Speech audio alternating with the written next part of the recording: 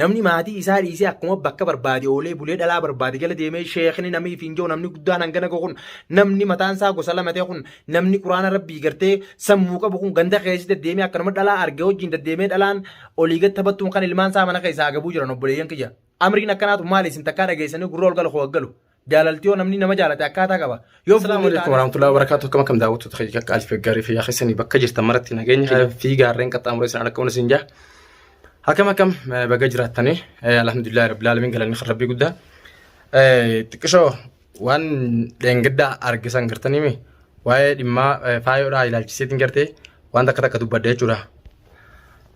Warroonni dheengidda maaliif faayoo akkana dheessite faayoon qoree qaamarraan qabdu jettanii kunoo ani waan takka waa hedduudhaaf jechuudha ilma namaa kanarraa fagaaddee kophaa jiraadha. Ilmi namaa kun yeroo hundaa'u jechuudha khayrii takka illee qabu abbaa fedhe taanaan ilmi namaa akka fedhe si godha.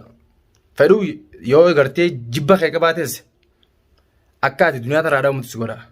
Yoo jaalalatee qabaates akka gartee ati isa san malee halkanii guyyaa ijaa gurra hin qabne si godha jechuudha ilma namaati. Ilma namaa ka ija lamaa nama taphaa isinitti fakkaatan ilma namaa waan ijaamu kun. Faayoon jechuudha michiyyoo dheengadda wajjin nyaatan ta'an amata meeqa guutuu wajjin nyaachuu jiranii sababa afandiitti waan dila kana irratti hojjette jechuudha. Maaliif sheekaa wajjin wal jaalatan waan jaamu kana bichaadha malee rakkoon biraata kalee hin jirtu. Si galtee wanni hundi maaliif karaa kiyyaan hin taane ilmi namaa hundinuu osoo gartee miti anuma jaalate wanni hundinuu maaliif narraan hin taane maaliif qabeenyoo ta'es maaliif qabeenya anummaan hin qabaanne. Yoo gartee jaalala namaa taates maaliif anummaan jaalala namaa hin qabaanne yoo beekumsa taates anummaan maaliif hin beekumsa hin qabaanne laal osoo amriin tun hundinuu harka ilma namaa jiraattee harree ilmi namaa guyyaa fedhe si jeessa guyyaa fedhe si kaasa guyyaa barbaade immoo dhabama si godhaa jechuudha. Saniif ani yeroo hedduu ilma namaa kanarraa fagaadheetiin jiraadha maaliif waan biraati miti jechuudha. Wantoota akkanaa kan akka dhufan gartee miti waan nama dura harkeef kanaafin irraa fagaadha. Yeroo hedduu bakkoota hedduutti wantoonni akkanaa kun yeroo hedduu namutatti jirti. Sababaa hiriyaatti sababaa hedduu waa hedduu takkaa filamatanii jee himuu qabu. Yeroo takka qofa osoo hin ta'in takka lama namarra sadii jechuudha. Sababaa ilma namaatti jechuudha. Osoo dakkaas akka nama tokkootti nama wajji ololleen ta'in sababa ilma namaa kana jechuudha. Namaa wajji wal dhaba malee takkaa ifiitti yaaqee ifiitiyyaa namaa wajjin akkana wal tuqeen beeku jechuudha. Namuma irratti malee waan biraati miti. Dilli faayoon dheengada nagalatti as sikii jettee nagalatti as akkanatti as fifiituuf waan biraa isinitti hin fakkaatin jira keenya. Summii gartee ifi hawwaalattee deemtuun san summii gartee masaakina humaan beeyne gartee namoota gowwaa iccitii isaanii hin beeyne gartee dhamaasaa turan san gartee akkuma dheengada gartee qaalittiin tun sheeka gartee waa obaastee maal gootee akkasitti sheeka bollaalchistee gartee miti. Sheekni niin jaaladha jee jala gale sanitti ilmaan isaa hunda gadhiisee jala gale sanitti anaas gartee miti tapha keessaa baastee akka dachaasichi xiisii tan hin faamne walaba na gootee guduunfitee jechuudha firraa na kaa'u barbaaddiisii yaadeseeti. Waan akka ajaa'ibaatti sirri wal beeynuuf nuti gartee namni wal beeku tokko hedduu salphaadha jechuudha. Annama namaa shawwadamuu miti. Waan akkanaa kana keessatti ilma namaatiif hin shawwadaman. Abbaan fedhe utaanaan qaama duraatu nagayaan. Sanii wannoonni akkanaa kuni ani nama gartee yeroo hedduu narra dalagamaa turte. Yeroo dheertuudhaaf takka lama sadii afur jee isinis ni beeytanii wantoota gartee irraa bilistee ilma namaa kanarraa ammoo galee kophaa jiraachuu eegaleef wantoonni akkanaa kuni sababaa ilma namaarraa kan ka'e maaliif waan namaati jecha mataa na dhukkubu waan jaamuufin hanga ammaan tana abbaa barbaadirraa kophaa taa'ee jechuudha sadarkaa kana ga'e. Arraan tan ammoo gartee akka tasaa waan kana iccitiin kun gizee faamuudhaaf gartee dirreetti ba'uu deemtu. As garagaltee wanni isin goote maali? Muciyyoo gartee wajjin turan tana fuutee akkam gooti? Ifi wallaalchiste jechuudha.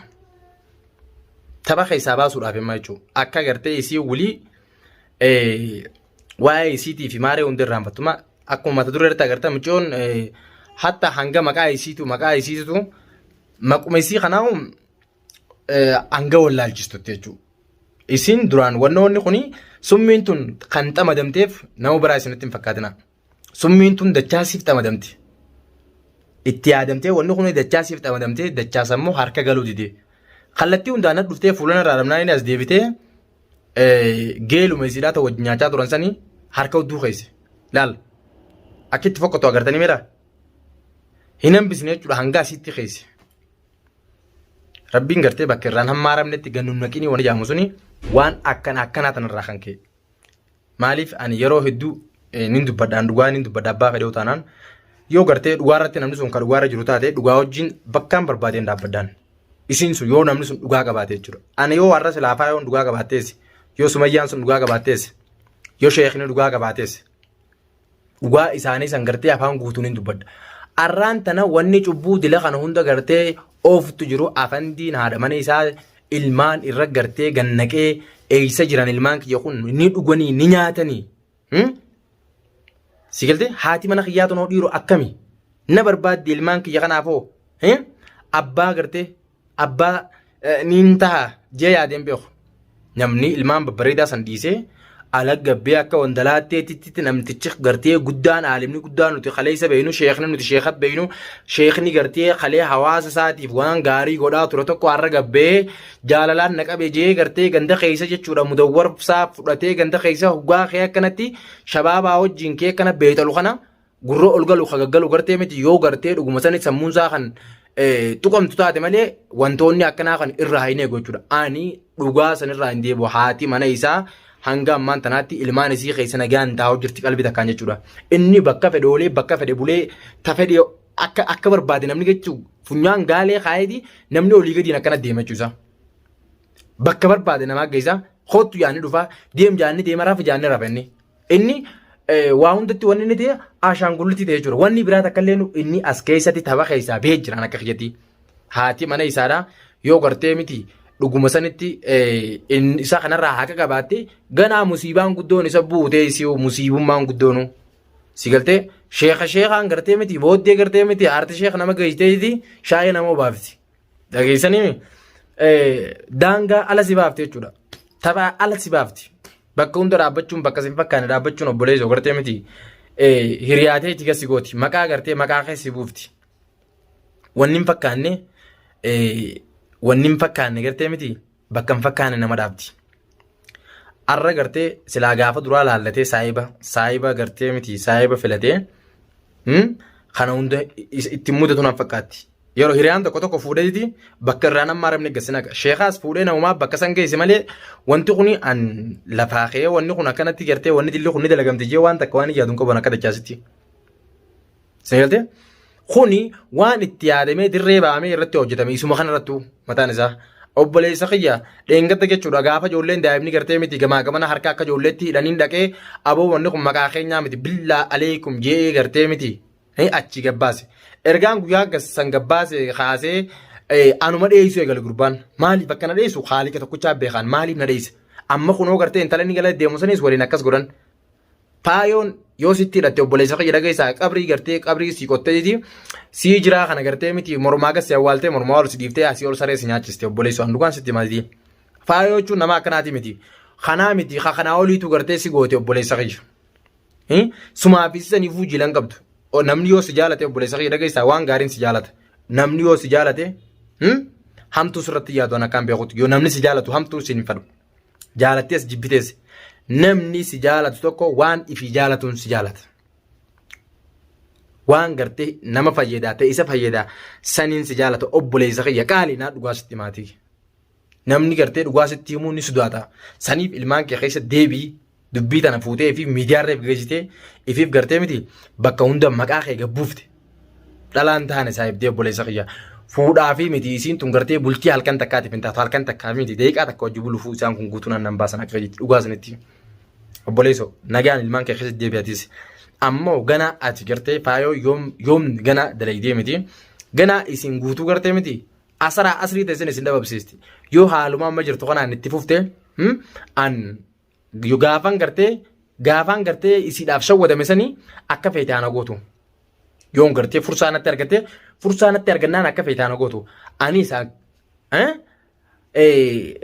wayin bal'aadhama wayin naafa.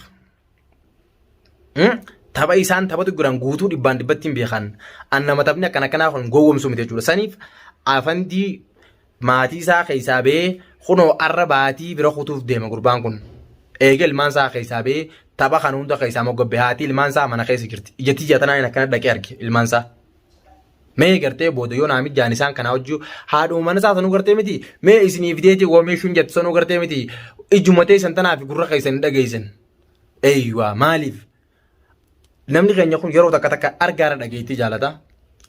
Mee isin maan gartee afaan isiitiin gartee waan isin jettus walumaan laalleeti yaada gartee isillee walumaan barree obboleeyyan kiyya haala keessa jirtus walumaan barra.